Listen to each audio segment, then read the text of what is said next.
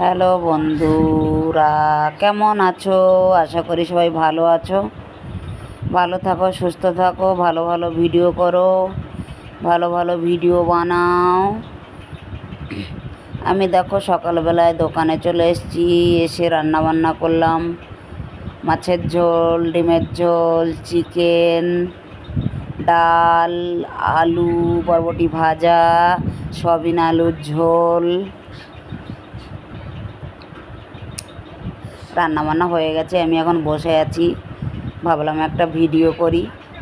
তো যে বিশেষ কারণে ভিডিওটা করা সেটা হলো মিশো অ্যাপের ব্যাপারে। মিশো অ্যাপটা খুব বাজে, কেউ কিছু অর্ডার করার আগে ভাববে। খুব ফালতু একটা অ্যাপ।